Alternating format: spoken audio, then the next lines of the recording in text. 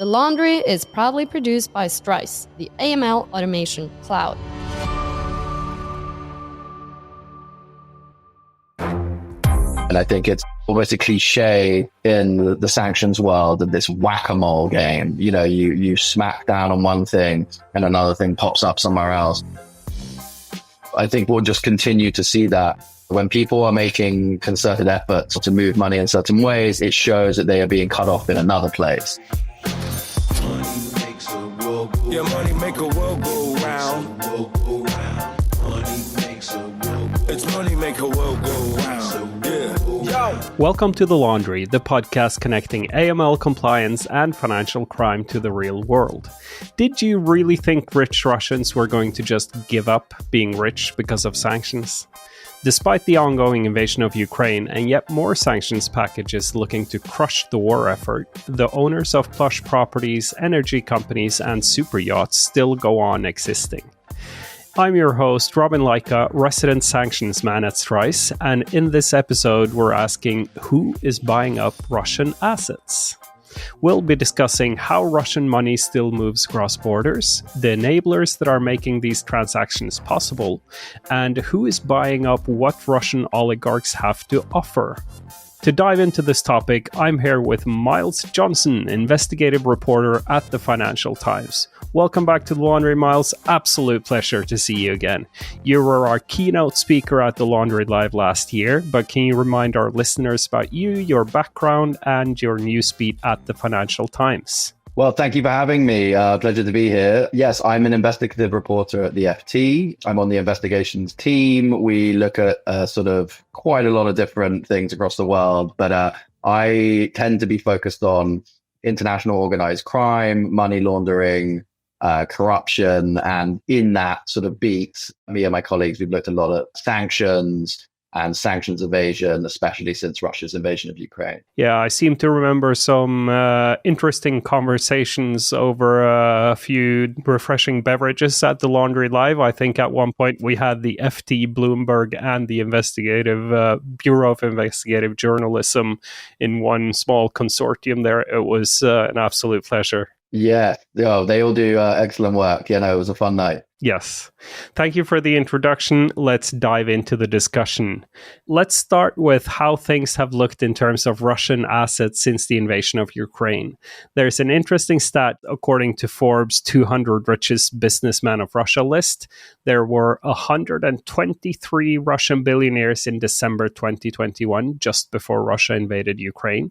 The same list, December 24, has 125 billionaires. How do we explain how this list of billionaires grow when we have economic sanctions? Well, I think I'd say a couple of things about that. I think the first is that a lot of people sort of in the popular imagination, let's say, sort of feel that these Russian billionaires, oligarchs, their assets are mostly, their wealth is mostly held in, splashy kind of things like yachts and mansions and things like that. But obviously, a very, very large number of these people are industrialists or businessmen who own massive companies in Russia, which have continued to operate. So those companies might have been impacted by sanctions, but these are still extremely wealthy people. If you control, a company that has a massive amount of market share of a particular commodity or natural resource in Russia, you're still going to be rich. And someone seizing your or freezing your mansion, in Tuscany or something isn't really going to make that much of a dent. Secondly, capital is global and mobile. And as we've seen, there have been sanctions have had an impact, definitely on people's lifestyles. But there are jurisdictions, countries, parts of the world where people, sanctioned Russians can move to freely and move around freely. So, you've seen in the UAE, for example, if you're a Russian billionaire, you can go there, you can buy property, you can holiday there. And there are lots of other places in the world you can do that too. So people sitting in the West, would expect a lot of this wealth to be held in the West. And the Western sanctions have had this very large impact. But I think they can sometimes tend to ignore the fact that these are very wealthy and sophisticated people who have moved very quickly to find other places to operate. And also that their businesses in Russia, while impacted in some cases, have, in many cases, continued and even flourished. War, there have been winners and losers economically from the war. And obviously, some people have made more money from the conflict. So you've been covering the movement of money and transactions around the rules for a long time. In the last 2 months, we've seen EU adopting its 15th package of sanctions targeting Russia. The UK announced 56 new sanctions. OFAC sanctioned 5 individuals and 4 entities associated with Russian money laundering. How successful do you feel the sanctions on Russia have been since the invasion? It's a very interesting question, because it really, I think, depends how you answer that question on what you think the sanctions should achieve and what the function of the sanctions should be. So, without wanting to be overly obtuse in my answer, some people, I think, did have unrealistic expectations about what the sanctions could achieve.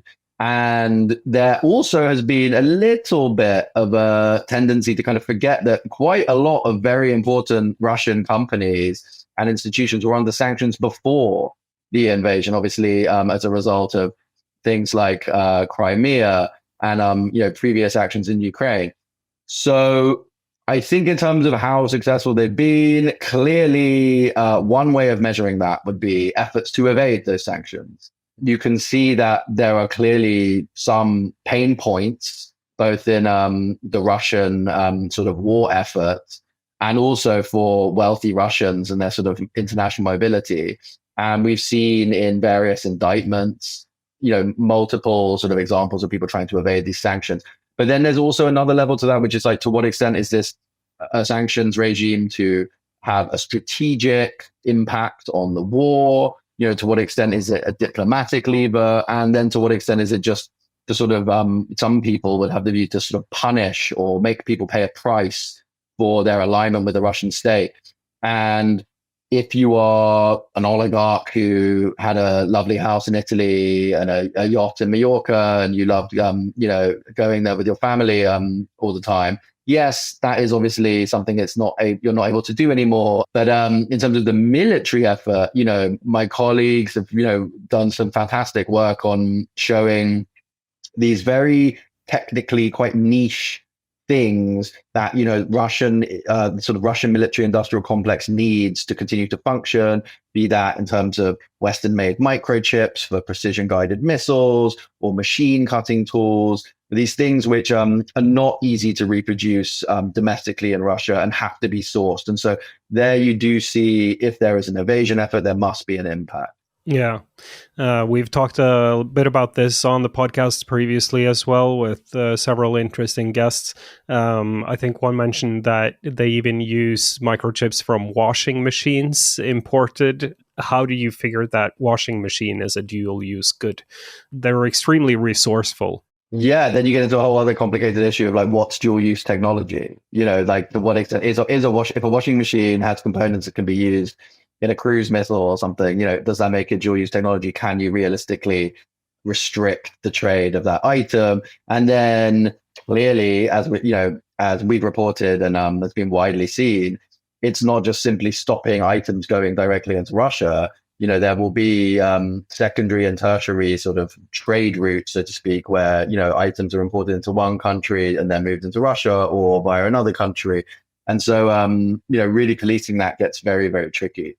So in that tool, like the arsenal of tools they are using when they are looking to evade sanctions, what do you think is the biggest enabler? Like we've talked about cryptocurrency, white collar enablers, criminal industries.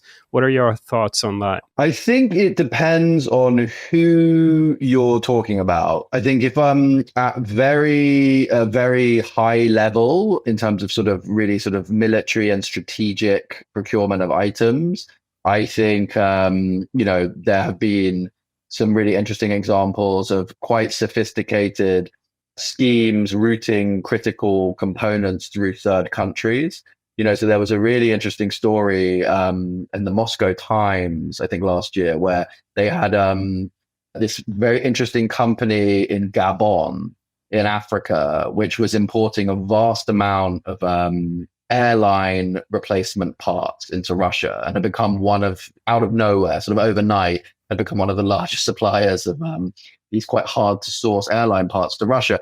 And that's a sort of scheme where, obviously, without knowing all of the sort of inner details of that scheme, that would require a very high level of sort of state coordination to run something like that. But on a sort of lower level, you could see things like crypto have been used as, I think we'll probably end up talking about it later, with criminal groups intermingling with a sort of sanctions evasion function. So you have sort of money laundering requirements, or people needing to move money across borders of various different sort of types of characters involved in that sort of thing. So it could be organized criminals who are then moving money through the same channels as sanctioned oligarchs, for example, and people who need to pay bills. And so that's a sort of lower level thing. If you have a yacht and you need to pay the crew on your yacht, you might be using crypto, for example. But crypto is obviously traceable. And then at a very high level, you have just bulk movements of cash, which I think is something people underestimate too. As in, the really, if you need to move a very large amount of money, $250 million, and you are a state, or you are a sort of group or entity backed by a state, you would fly that cash across, fly the cash from one place to another physically, or you would move gold physically from one place to another. And that is very, very difficult for governments and, sanctions regimes to police, because you have to actually have the intelligence to know that what's on that plane, when it's moving, where the money's going. Whereas, if you do it through companies, you can sanction the company, you can sanction the entity, you can sanction the individual. You can't do that if you're physically moving cash. So I think it really is sort of depends on who you are and what you're trying to achieve. But there are sort of different ways depending on that.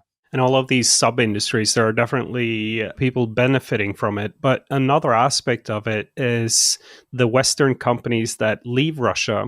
They're not taking their physical assets behind. Their brick and mortar stores, they're left behind. And entrepreneurs are buying up these physical locations, like Starbucks, for an example. Starbucks has about 130 locations that it licenses in the country, and they've been shut down since Russia's invasion in Ukraine. They say they're going to pay the nearly 2,000 Russian Starbucks workers for 6 months to help them with the transition. They're not the first to do this. You saw McDonald's also pull out completely, and it's now selling its locations in Russia to a Russian licensee. For Starbucks, it represents about 1% of global sales in Russia. It's a bigger hit for McDonald's, though. Russia and Ukraine combined made up nearly 10% of its revenues last year. What's your thoughts on how this is benefiting Russian entrepreneurs? Well, I mean, I think it's benefiting the people who are lucky enough, let's say, well connected enough, politically connected enough to be in a position to snap up those assets at bargain prices. The FT, my colleagues have written some really interesting stuff about how at the start of the conflict, some big Western companies made a big play about leaving Russia and saying, we're getting out of here. But several years on, they didn't really get the reputational boost that they expected from doing that. And the companies that decided to stay, so, just today, you still have companies, big Western companies like Mondelez or Mars still doing business in Russia. They haven't really suffered much of a reputational cost for doing so. And so that has made some companies sort of reconsider their plans. Some who said that they were going to leave have sort of quietly shelved those plans. And then at the same time, the Russian state has imposed a lot of costs on companies who did decide to leave. So they've sort of frozen their assets. I think Carlsberg is stuck in this big kind of mess in Russia. And then Danone, the French yogurt maker, they did leave, but their Russian arm is being sold to the nephew of the Chechen strongman leader Ramzan Kadyrov. So he's getting that at a knockdown price, and great for him. Clearly a politically connected person in Russia. But then if you are a Western company, you might think, well, either it's better for me to sell to a local partner rather than get into sort of an acrimonious situation with the Russian state and not ever be able to get the cash out or get the assets out. It's super interesting, the part with the knockdown price. That's actually what prompted me to come up with the idea for this episode. Because if you think of the long-term effect of sanctions, we see, for instance, the Norwegian oil fund heavily invested in Russian companies, and now they're allowed to start offloading those shares. But what happens is that someone is buying these shares, and they're benefiting from it. So if you look towards the UAE or Saudi Arabia or even the BRICS countries, they are happy to purchase these shares at discounted prices.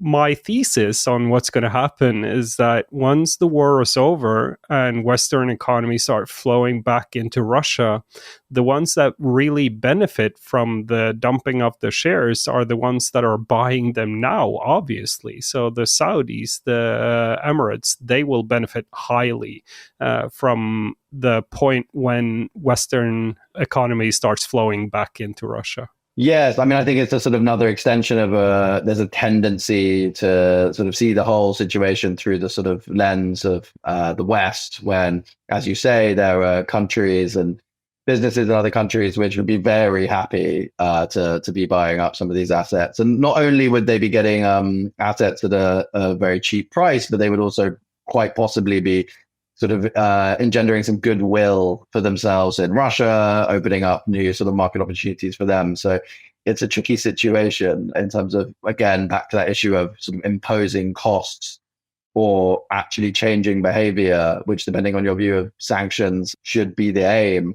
If companies aren't really suffering in that regard, then it does call into question if it's the most effective way of doing things. Okay, we'll be right back to talk about super yachts, mansions, and how this trade continues. Don't go anywhere.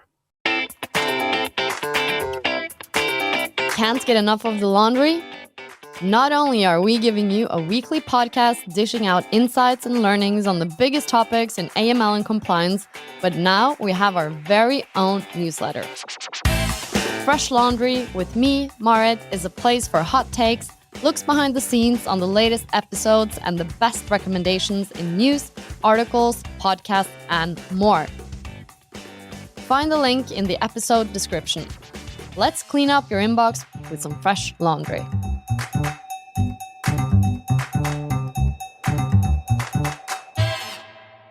Welcome back. Let's dive back into this chat and look at some of the other consequences of Russian asset sales. You wrote an excellent piece for the FT about the fate of Russian-owned super yachts. Can you talk a little bit more about this? Yeah, so it was a fun piece to report. It was sort of really look at the fate of these big super yachts several years after they'd been seized. So at the start of the invasion, there was a little bit of a kind of almost mania for seizing these super yachts. They became these symbols of Russian oligarchs, these sort of floating palaces, worth hundreds of millions of dollars, and seizing them before they managed to escape, was almost the most symbolically potent element of the sanctions at the start of the war for a lot of people sort of in the popular imagination. It was like almost sort of a Russian oligarch. You weren't really a Russian oligarch unless you had a super yacht. And the thing you cared about most in the world was your super yacht. And so seizing it was really going to cause you the most amount of grief.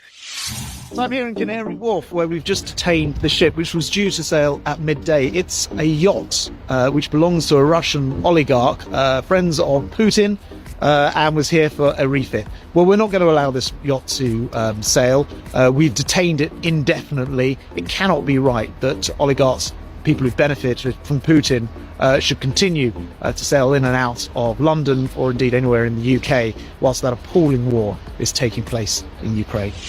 This piece was sort of looking at several years on the legal fate of these super yachts, because seizing them is one thing, but what it sort of turned out, how it turned out, was that once you've seized them, you get into, if you're a government, you then get into a lot of big legal battles with the owners or supposed owners of these vessels, understandably.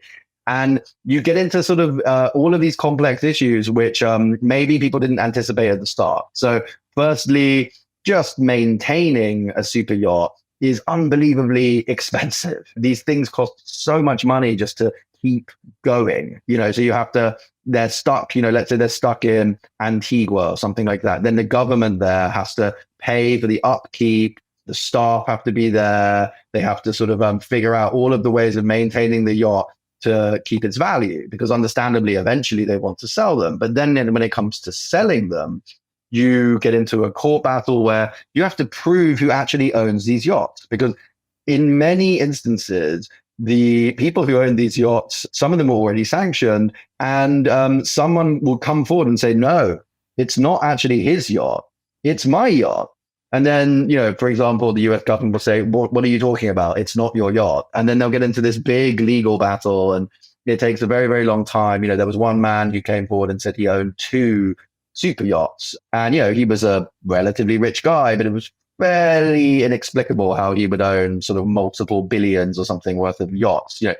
And so what we saw was just, and are still seeing, because there was a yacht, for example, not as large, but a yacht seized in London, which is still near Canary Wharf. You can go, if you're in London, you can go and look at this yacht called the Fee. And, the UK government at the time claimed that the owner was connected to Putin. And then the owner strongly rejected that and said he had nothing to do with Putin or the Russian state, and he was just a wealthy Russian businessman.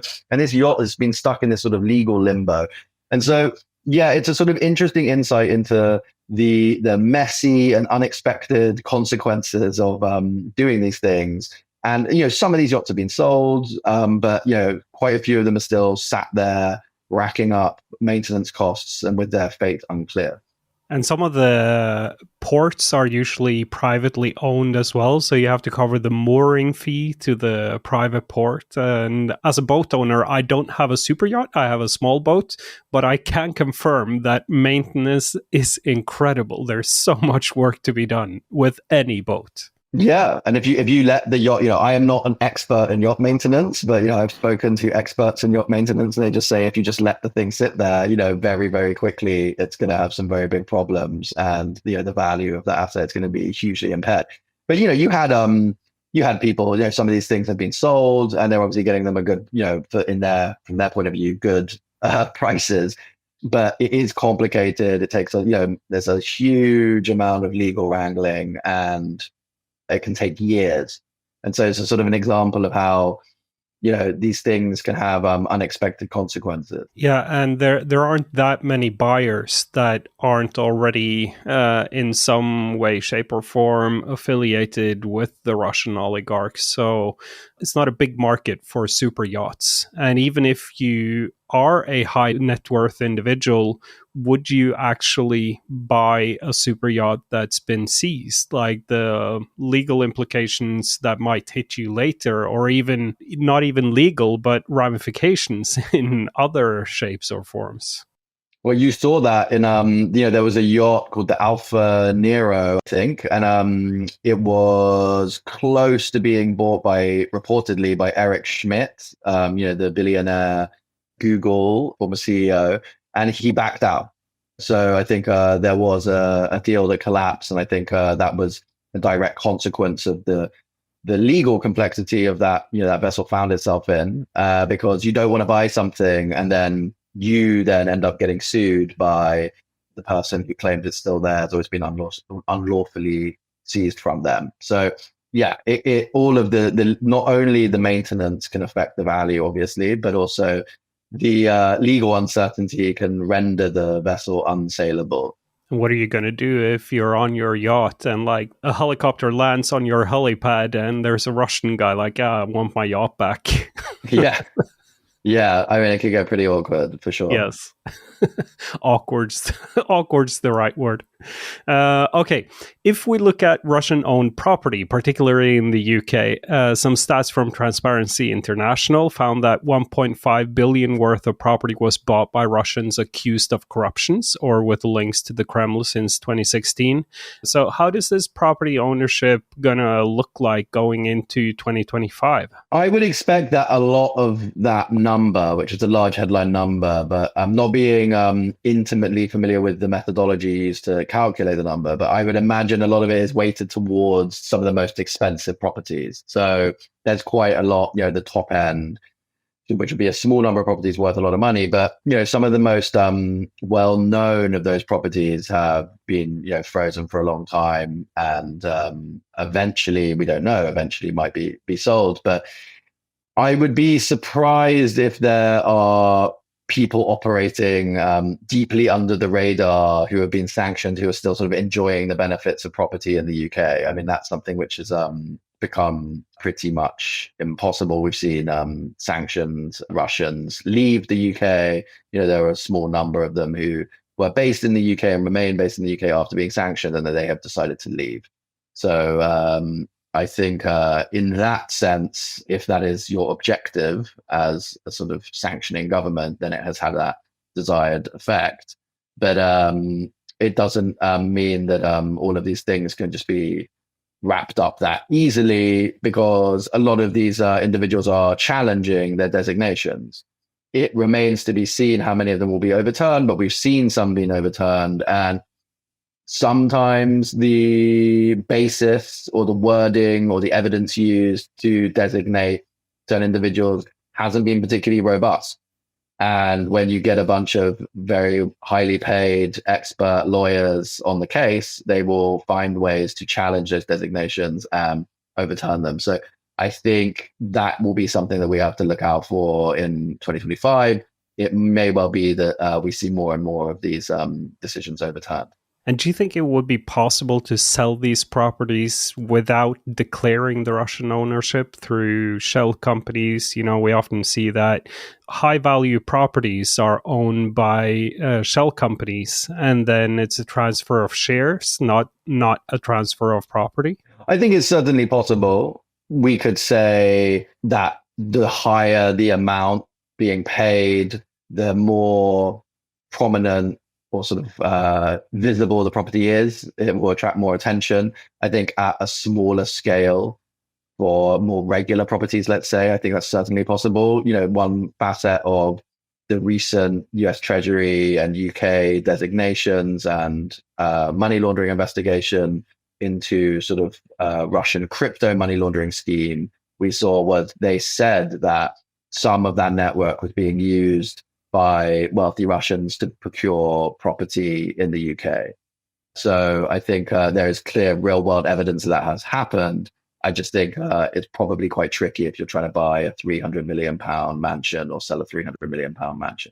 And what other Russian assets do you think we should be paying attention to? It's not so much going to be assets, but I think it's going to be flows. I think, if you're looking at really the sort of, let's say, without wanting to sound overly grandiose, sort of the geopolitically important stuff, it's going to be stuff which is, strategically critical to the Russian state's war efforts. And I think all of this is up in the air because we don't know how this year is going to play out in terms of the war in Ukraine, in terms of the incoming Trump administration. We don't know exactly how the incoming US administration is going to approach the question of Putin and Russia. But, I think we clearly have a change. We clearly things are, whatever is going to happen, things are going to be different. And so I think that will be a potential catalyst for things obviously changing from how they have been for the last couple of years. But in terms of, I think it's very much the flows into particular areas and the ways in which people are adapting, and I think it's a sort of, almost a cliche in the sanctions world of this whack-a-mole game. You smack down on one thing and another thing pops up somewhere else. And so I think we'll just continue to see that. And that always is quite a strong signal as to what's important. When people are making concerted efforts to do complicated, sometimes costly things to procure stuff or to move money in certain ways, it shows that they are being cut off in another place. And so it's a strong signal for us to see what is important to, the functioning of the Russian state under a sort of war economy. I love that quote. Play the sanctions whack-a-mole game. So before we end this episode, we're going to dish out some quick fire questions for you. Are you ready? Sure. Are sanctions working on Russia? Yes, to the extent that they are being evaded, because if they weren't working, then people wouldn't be trying to evade them. But to caveat that, without wanting to make the answer too long, they are only going to work within realistic expectations. Who or what makes sanctions redundant? I think many things do, but a thing I'm particularly interested in is old school. People focus a lot on things like crypto. I think just physical cash movements are pretty interesting. We've seen them, and very large bulk shipments of cash do render sanctions in certain instances redundant. What should we keep an eye out for in this space in 2025? I think we should really be looking to what the Trump administration is going to do in Ukraine and how it might freeze or unfreeze relations with Russia. I think that is really going to change everything from the top down. And who's buying these Russian assets? In the sort of bluntest terms, I think opportunists. I think people who are looking for a deal, they're the people who are buying these things. And I think in whatever place in the world at any time in history, you're always going to have opportunists. And that brings this spin of the laundry to an end. Miles, thank you so much for joining me. Absolute pleasure. Where can people find and connect with you? You can find me on X. I don't use it so much anymore. I've also recently joined Blue Sky on LinkedIn, and also just mainly on ft.com. You know, my work is at my homepage on ft.com, which is Miles-Johnson. So all there. You can also buy my book, Chasing Shadows, which is out in all good bookstores. Highly recommended. Money makes a world go round. Money makes a world go round. Money makes a it makes a world go round. And thank you all for listening. If you've enjoyed this episode, check out the back catalog of more than 100 episodes and follow The Laundry on your podcast platform of choice. We'd love for you to share the podcast on your social media channels, tell your colleagues about it, give us a 5-star rating. It really helps people to find us. What subjects do you think we should be talking about? Comment on the Strise LinkedIn, my LinkedIn, or email laundry@strise.ai. Your host for this episode was me, Robin. Our producer was Matthew. Our editor was Dominic. Our engineer was Nicholas. See you next time.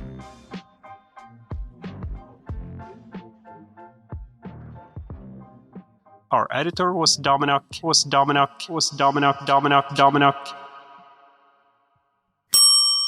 The Laundry is proudly produced by Strise, the AML automation cloud.